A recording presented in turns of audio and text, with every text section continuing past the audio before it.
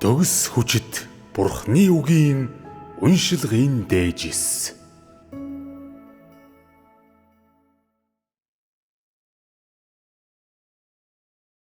Бурхан хүн хоёр амралтанд хамт орох болно.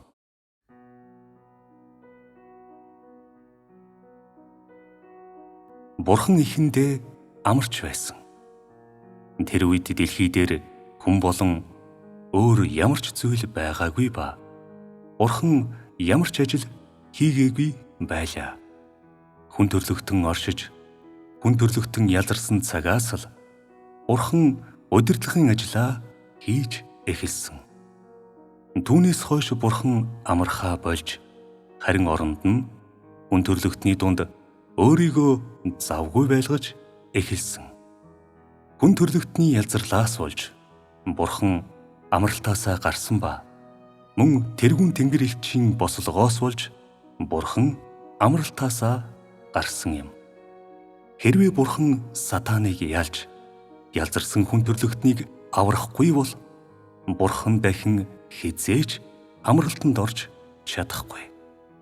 Хүнд амралт дутагддаг шиг Бурханд ч мөн дутагддаг. Бурхан дахин нэгэнтээ амралтанд ороход хүн бас амралтанд орох болно. Амарч байгаа амьдрал гэдэг ямар ч дайнгүй, ямар ч бусармаг зүйлгүй, ямар ч шудраг бус байдалгүй амьдрал юм. Өөрөөр хэлбэл Сатаны дарамт. Энд Сатан гэдэг нь дайсагнсан хүчийг хэлж байна. Сатаны ялзруулалт Бурханы эсрэг ямар нэгэн хүчний халдлагагүй байна гэсэн үг. Бүх зүйл өөрсдийн төрлийг дагаж бүтээлийн эзнийг шүтэн мөрөгдөг. Тэнгэр газар үхлээрээ амар амгалан байна. Энэ бол хүн төрлөختний амар тайван амьдрал юм. Бурхан амралтанд орох үед газар дээр шудраг ус байдал үргэлжлэн оршихоо болно. Мөн дайсагнсан хүчний халдлага байхгүй байх болно. Хүмүүс бас шинэ ертөнцид орох болно. Тэд Сатаны ялзралд автсан хүн төрлөختөн байхаа болж, харин Сатанаар ялзруулагдсныхаа дараа аврагдсан хүмүүс байх болно. Хүн төрлөختний амралтын өдөр нь Бурханы ч бас амралтын өдөр байна. Хүн төрлөختөн амралтанд орох чадваргүй улмаас Бурхан өөрийн амралтыг алдсан. Тэр анхнаасаа амрах чадваргүй байсан юм биш. Амралтанд орно гэдэг нь бүх зүйл хөдөлгөхөө болно, эсвэл бүх зүйл хөгжихөө болно гэсэн үг биш.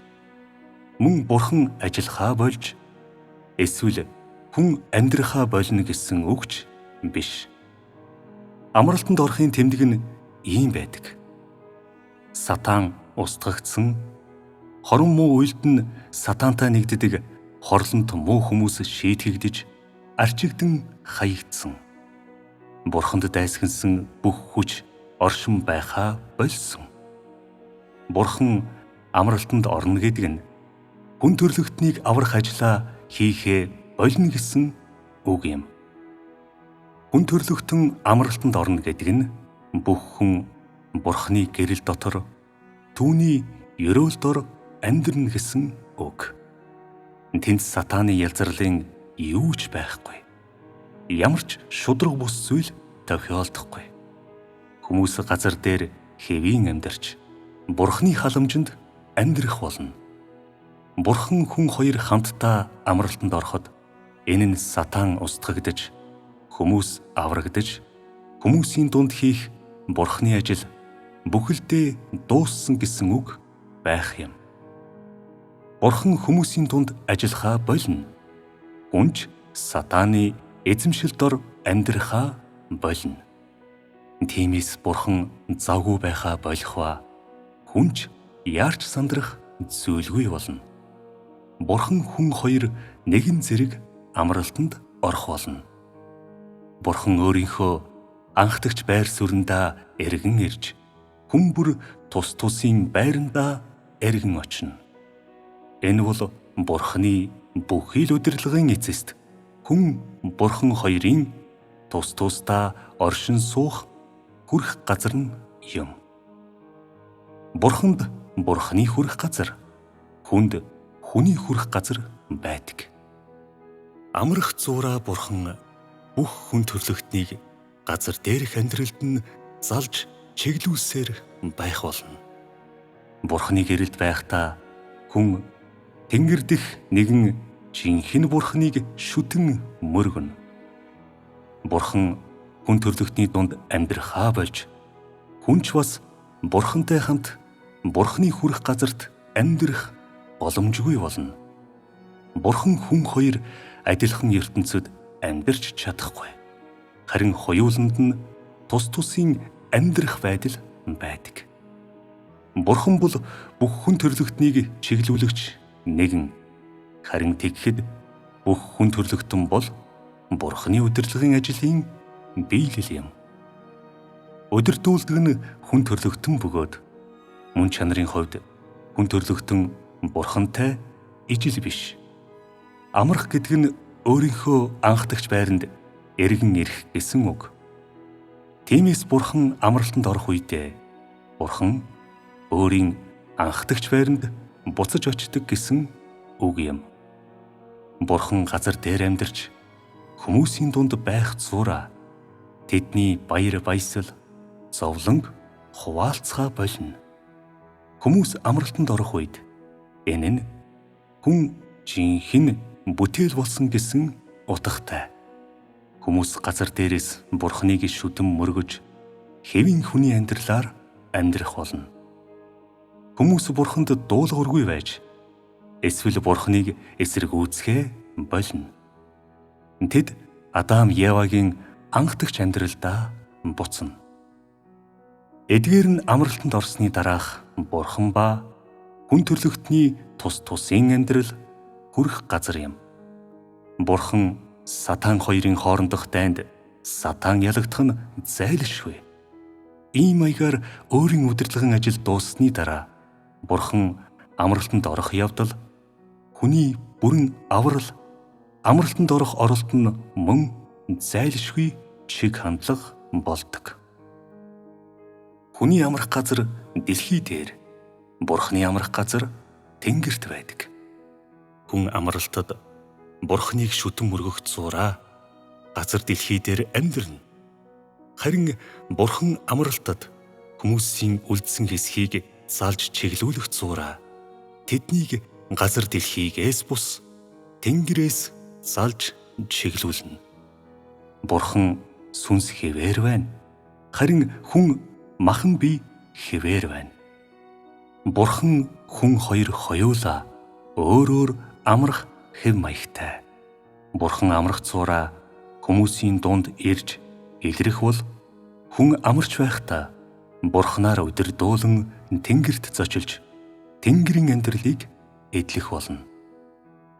Бурхан хүн хоёр амралтанд орсны дараа Сатан оршин байхаа болж Сатаны адилаар хором муу хүмүүс ч бас оршин байхаа болно. Бурхан хүн хоёр амралтанд орохоос өмнө газар дээр нэгэнтээ Бурханыг хавчиж байсан хором муу хүмүүс болон газар дээр түүнд дуулуургүй байсан дайснууд аль хэдийн устгагдсан байх болно. Тэд эцсийн өдрүүдийн агуу гайхамшгуудаар устгагдсан байх болно. Тэр хором муу хүмүүс бүрэн устгагдсны дараа газар дэлхий Сатаны дарлалыг дахин хэзээч мэдэхгүй. Хүмүүс бүрэн авралыг олох ба тэр үед л Бурханы ажил бүрэн дуусах болно. Эдгээр нь Бурхан хүн хоёрын амралтанд орох урьдчилсан нөхцлүүд юм. Бүх зүйлийн төгсгөл ойртох нь Бурханы ажил дуусаж байгааг илтгэдэг ба хүн төрлөختний хөгжлийн төгсгөлийг илтгэдэг.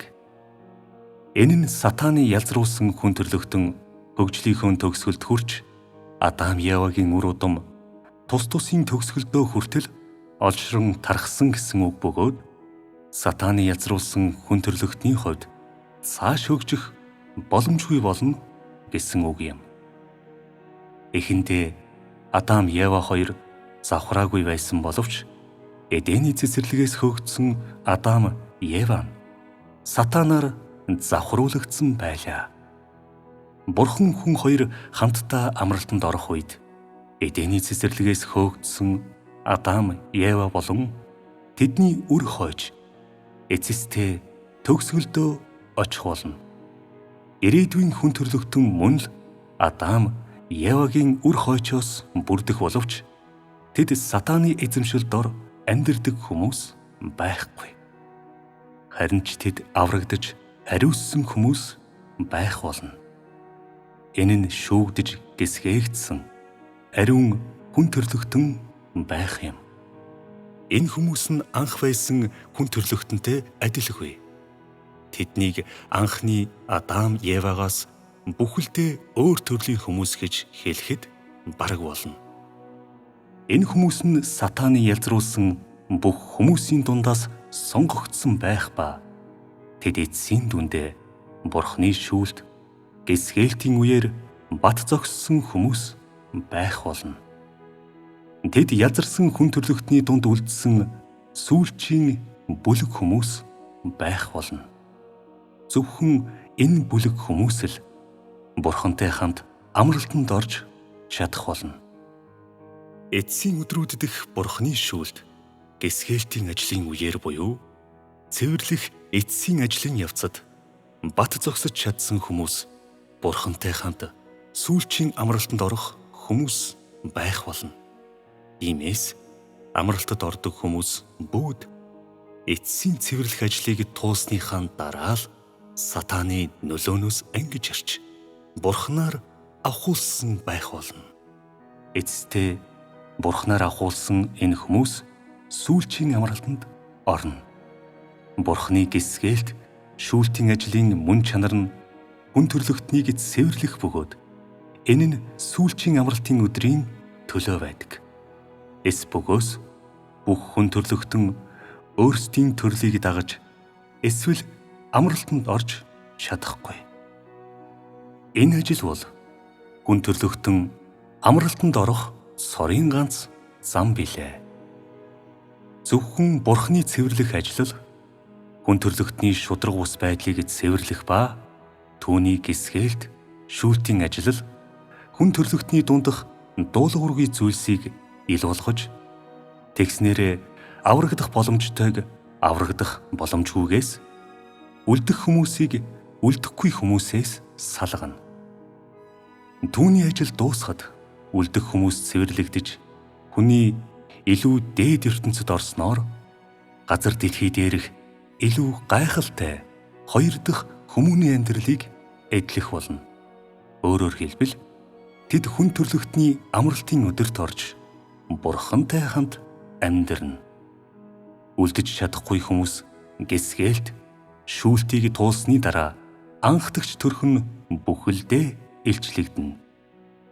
Үүний дараа тэд бүгд устгагдах ба сатааны нэгэн адилаар тэд газар дэлхий дээр амьд үлдэх боломжгүй болно. Ирээдүйн хүн төрлөختөн дунд ийм төрлийн хүмүүс байхгүй байна. Энэ хүмүүс эцсийн амралтын газарт ороход тохирохгүй. Мөн Бурхан хүн хоёрын хуваалцах амралтын өдөрт ороход ч тохирохгүй. Учир нь тэд бол шийтгэлийн бай. Хорон муу бөгөөд зөвхт шудраг хүмүүс биш юм. Тэд нэгэнтээ золин аврагдсан. Мөн тэд шүүгдэн гисгээгдсэн. Тэд бас нэгэнтээ Бурханд үйлчлэл үзүүлсэн боловч сүүлчийн өдөр ирэхэд хорон муу байдлынхаа улмаас дуулуургүй байдал болон аврагдах боломжгүй байдлынхаа улмаас мөн л таяг дуулж устгагдах болно. Хожимын ертөнцөд тэд оршин байхаа болно. Мөн ирээдүйн хүмүүсийн дунд оршин байхаа болно. Хүн төрлөختний дундах ариун хүмүүс амралтанд ороход аливаа ёрын муу гүйлдэгчд болон аврагдаагүй бүхэн нас барагсдын сүнсч бай, махан бид амьдэрдэгч бай бүгд устгагдах болно. энэ мууг үйлдэгч сүнснүүд, мууг үйлдэгч хүмүүс, эсвэл зөвд шудраг хүмүүс, зөвийг үйлдэгч хүмүүс аль эрен үед харьяалагдахаас үл хамааран аливаа мууг үйлдэгчэд устгагдж, зөвд шудраг ямар ч хүмүүс амьд үлдэнэ. Хүн эсвэл сүнс аврал хүлээж авах нь бүхэлдээ сүүлийн 90 үеийн ажилд үндэслэн шийдэгдэхгүй. Харин ч тэд Бурхныг эсэргүүцсэн эсвэл дуулуургүй байсан эсхээр нь тодорхойлогддог. Хэрвээ өмнөх эртний хүмүүс ёрын муу зүйл хийсэн ба аврагдаж чадаагүй бол тэд эргэлзээгүй шийтгэлийн бай болно. Хэрвээ энэ эртний хүмүүс ёрын муу зүйл хийж аврагдаж чадахгүй бол тэд ч бас шийтгэлийн бай болох нь гарцааг. Хүмүүсийг эрен үед үндэслэх биш, харин сайн эсвэл муугийн үндсэн дээр хувааж салгадаг. Сайн муугийн үндсэн дээр хуваагдан салгагдмагцаа хүмүүс шууд шийтгэгдэж эсвэл шагнуулдаггүй. Харин ч Бурхан эцсийн өдрүүдэд өөрийн байлдан дагуултын ажлыг хийсний дараа л мууг шийтгэх, сайныг шагнах ажлаа гүйцэтгэх болно.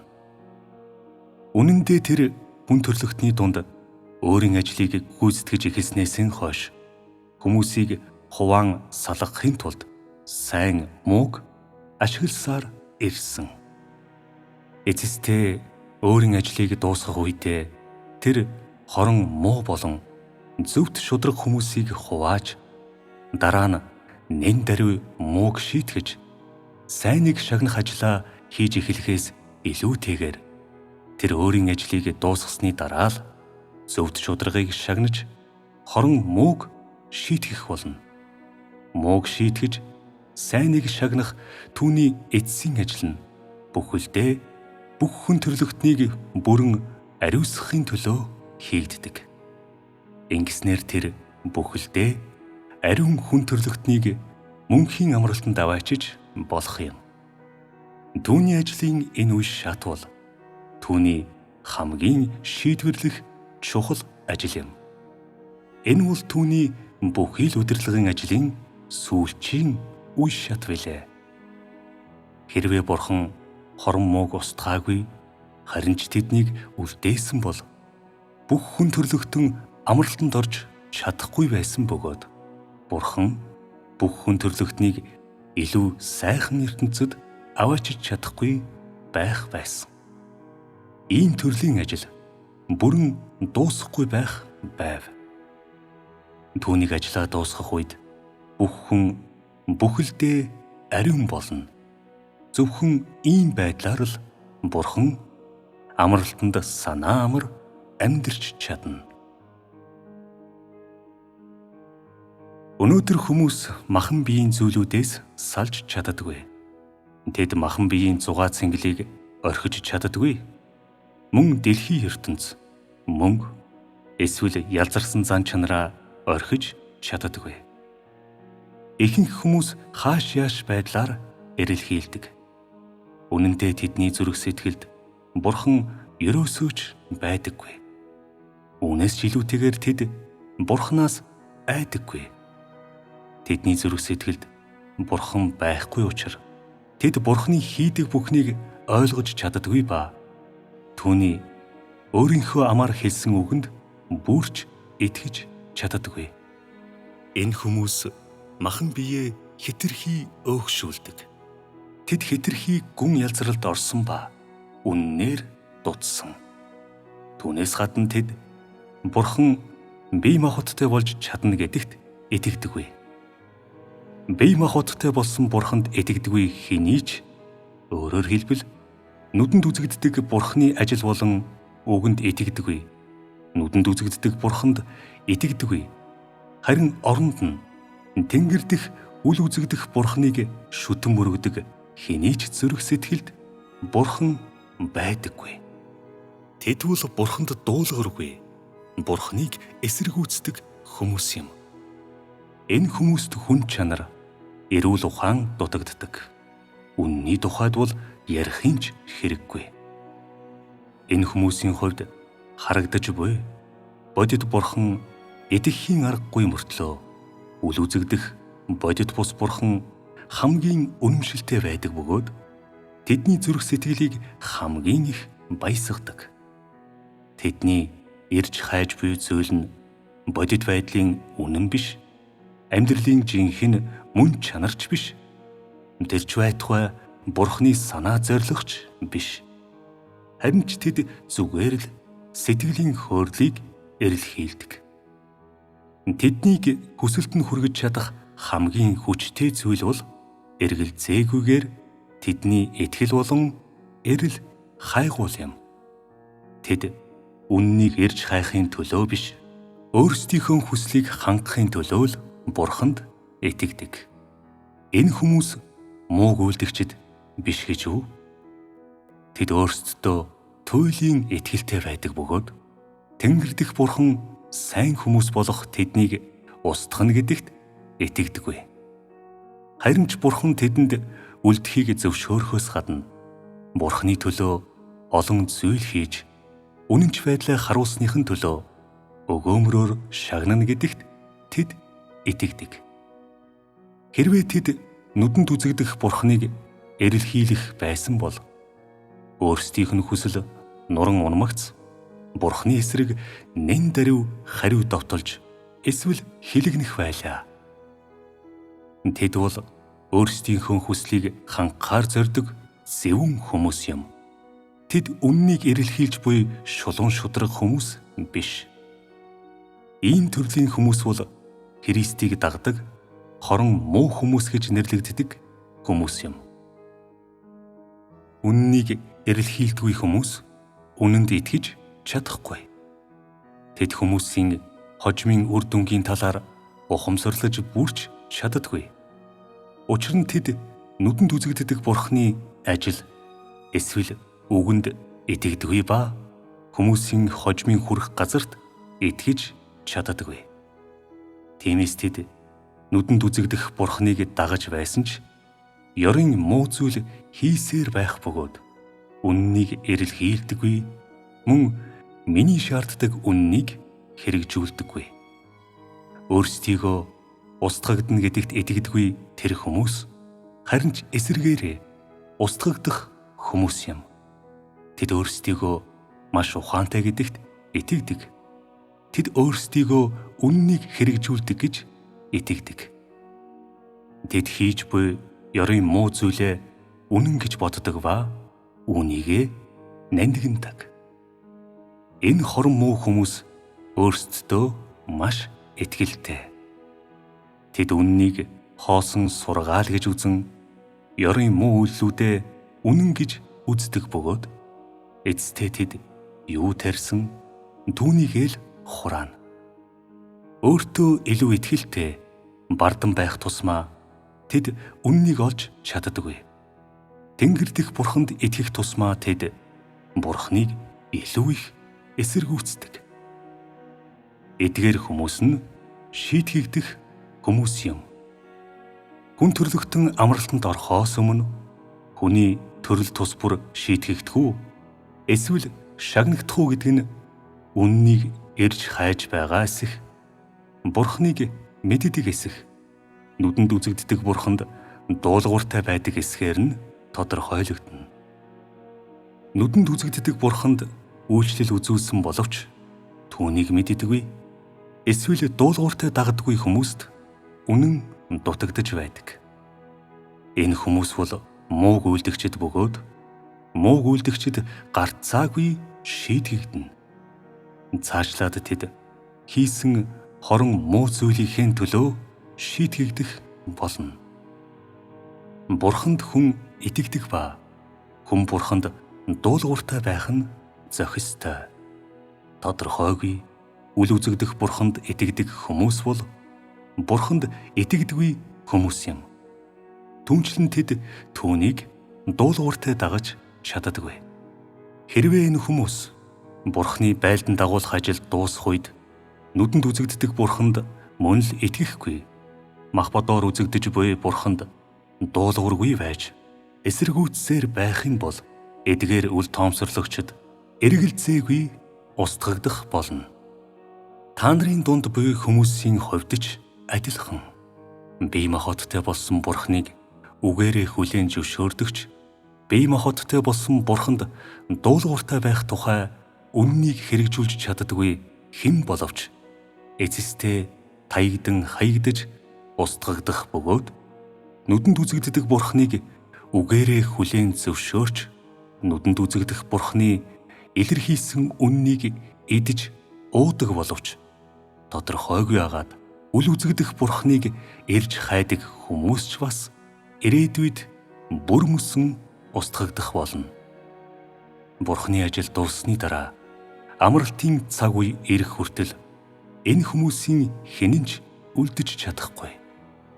Амралтын цаг хүртэл үлдэж чадах иймэрхүү хүмүүс нэгч үгүй. Үннийг хэрэгжүүлдэггүй хүмүүс бол чөтгөрийн хүмүүс. Тэдний мөн чанар бол Бурхныг эсэргүүцэж дуулуургүй байх явдал бөгөөд тэдэнд Бурхныг дуулууртай дагах бодол өчүүхэн төдийч байдаггүй.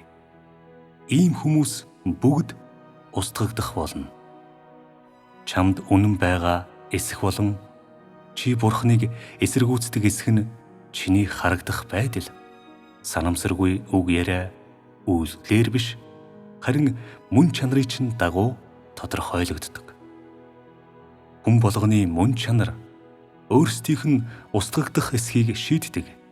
Энэ нь тэдний үйл хөдлөл үнний эрэл хайгуулаар илчлэгддэг мөн чанарын дагуу тодорхойлогддог. Ажлыг ижилхэн хийдэг, эсвэл ижил хэмжээний ажил хийдэг хүмүүсийн дунд мөн чанар нь сайн, үннийг эзэмшдэг хүмүүс үлдэж чадах боловч мөн чанар нь ёрын муу агаад нүдэнд үзэгдэх Бурхныг дуулууртай дагадгүй хүмүүс бол устгагдах хүмүүс юм. Хүн төрлөختний хүрэх газарт чиглэсэн Бурхны ажил эсвэл үгийн аль нь ч хүн бүрийн мөн чанарын дагуу хүмүүстэй зүй зохистойгоор харьцдаг. Үүнд ямар ч санамсаргүй зүйл байхгүй бөгөөд мэдээж өчүүхэн төдийч алдаа байхгүй. Хүн ажлыг гүйцэтгэх үед л хүний сэтгэл хөдлөл эсвэл утга санаа холилдох болно. Бурхны хийдэг ажил хамгийн тохиромжтой юм. Тэр ямар нэгэн бүтээлийн эсрэг хуурамч зарга огтхонч мэдүүлэхгүй. Хүн төрлөختний ирээдүйн хүрэх газрын талаар ойлгож чадахгүй, мөн миний ярьж буй үгэнд ч итгэдэггүй хүн одоо олон байгаа. Итгэдэггүй, үннийг хэрэгжүүлдэггүй бүхэн бол чөтгөрүүд. Ирж хайдаг ба ирж хайдаггүй хоёр төрлийн хүмүүс одоогоор байгаа ба энэ хоёр төрлийн хүмүүсийн хүрэх газар ялгаатай. Үнний мэдлэгийг эрэлхийлдэг, үннийг хэрэгжүүлдэг хүмүүс бол Бурхны аврах хүмүүс юм. Үнэн замыг мэддэггүй хүмүүс бол чөтгөрүүд, дайснууд. Тэд бол тэргүүн тэнгэр элчийн үр удам бөгөөд устгагдах болно. Тодорхойгүй Бурханд сүсгэлэн итгэж идэж гисэн чөтгөрүүд биш гэж үү? Сайн мэс чанартай боловч үнэн замыг хүлээн зөвшөөрдөггүй хүмүүс бол чөтгөрүүд юм. Тэдний мөн чанар нь Бурхныг эсэргүүцэх явдал. Үнэн замыг хүлээн зөвшөөрдөггүй хүмүүс бол Бурхныг эсэргүүцдэг хүмүүс бөгөөд энэ хүмүүс олон зовлон бэрхшээлийг даван туулсан ч гэсэн мөн л устгагдах болно. Дэлхийн ертөнцийг орхих хүсэлгүй, эцэгхээсээ салж чаддаггүй, махан биеийн зугаа цэнгэлээс ангижирч чаддаггүй хүмүүс бүгд Бурханд дуулууртай байдаггүй бөгөөд бүгдээрээ устгагдах болно. Бие махбодтой болсон Бурханд итгэдэггүй хэн боловч чөтгөрийнх. Тэр тусмаа тэд ирээдүйд устгагдах бай болно. Итгэдэг боловч үннийг хэрэгжүүлдэггүй хүмүүс, бие махбодтой болсон Бурханд итгэдэггүй хүмүүс, Бурхны оршин тогтнолд огтхонч итгэдэггүй хүмүүс устгагдах болно. Үлдэж чадах хүн бол цэвэршүүлэлтийн гашуун зовлонг туулж бат зогссон хүн юм. Энэ нь шалгалтуудыг үнэхээр давсан хүн билээ. Бурхныг хүлээн зөвшөөрдгүй хэн боловч дайсан бөгөөд, өөрөөр хэлбэл бие махбодтой болсон Бурхныг хүлээн зөвшөөрдөггүй. Энэ урсгалын гадна эсвэл дотор байгаа хэн боловч антихрист юм. Бурханд итгэдэггүй эсэргүүцэгчдээс өөр хэн Сатан, шүтгэрүүд, Бурхны дайснууд байх юм бэ? Тэд Бурханд дуулуургүй хүмүүс биш гэж үү? Тэд итгэдэг гэж амаараа хэлдэг боловч үннээр дутмаг байдаг хүмүүс биш гэж үү? Тэд Бурханд гэрчлэл хийж чадахгүй хэрнээ зөвхөн ерөөл олж авахыг л зорддог хүмүүс биш гэж үү? Чи өнөөдөр эдгээр чөтгөртэй найзалсаар энэ чөтгөрүүдэд хандах мэс чанар болон хайрыг чухалчилсаар байгаа. Энэ нь Сатанд сайхан сэтгэлээр хандаж байна гэж тооцогддоггүй гэж үү? Энэ нь чөтгөрүүдтэй холбогдсон гэж тооцогддоггүй гэж үү? Хэрвээ хүмүүс өнөөдөр сайн муу хоёрыг ялган салгаж чадахгүй, ямар нэгэн байдлаар Бурхны хүслийг эрж хайхгүйгээр хайр, өршөөлийг сохроор онцолсоор байж, Бурхны зүрх сэтгэлийг ямар нэгэн байдлаар өөрсдийнхөө болгож чадахгүй бол тэдний төгсгөл бүрч илүү золгүй байх болно. Бие махбодтой Бурханд итгэдэггүй хэн боловч Бурхны дайсан юм. Хэрвээ чи дайсандаа хайр, мэс чанарыг гол болгодог бол чамд зөвхт байдлын мэдрэмж дутагддаг биш гэж үү? Хэрвээ чи миний жигшиж санал зорилдог хүмүүстэй зохицолтой байдаг ба тэднийг их хайр болон хуй мэдрэмж чамд байсаар байгаа бол чи дуулуургүй хүн биш гэж үү? Чи Бурхныг санаатайгаар эсэргүүцэж байгаа биш гэж үү? Ийм хүнд үнэн байдаг гэж үү? Хэрвээ хүмүүс дайснуудаа мэс чанар гаргаж, чөтгөрүүдийг хайрлаж, Сатаныг өрөвдөж байвал тэд Бурхны ажлыг санаатайгаар тасалдуулж байгаа биш гэж үү? Бурханд итгэдэггүй хүмүүс байтугай зөвхөн Есүст итгэдэгч эцсийн өдрүүдэд бие махбодтой болсон Бурханд итгэдэггүй хүмүүс бие махбодтой болсон Бурханд итгэдэг гэж үгээрээ хэлдэг боловч мууг үйлддэг хүмүүс бүгд антихристүүд юм. Энэ хүмүүс бүгд устгагдана. Хүн хүнийгээ үнэлдэг стандарт бол үйл ажиллагаанд нь үндэслэдэг. Үйлдэл нь сайн бол тэр зөвхт шудраг хүн. Үйлдэл нь жигшмээр бол тэр хорон муу хүн. Хүнийг үнэлдэг Бурхны стандарт бол мөн чанар нь түүнд дуулууртай байгаа эсгэд үндэслэдэг. Тухайн хүний зан авир сайн эсвэл муу байхаас үл хамааран уг хүний үг яриа зөв эсвэл буруу байхаас үл хамаарч Бурханд дуулууртай хүн бол зөвхт хүн, дуулуургүй хүн бол дайсан буюу хорон муу хүн юм. Зарим хүмүүс ирээдүйд сайн газар хүрэхийн тулд сайн үйл хэргийг ашиглахыг хүсдэг. Мөн зарим хүн сайхан хүрэх газар худалдаж авахын тулд сайхан үг ашиглахыг хүсдэг.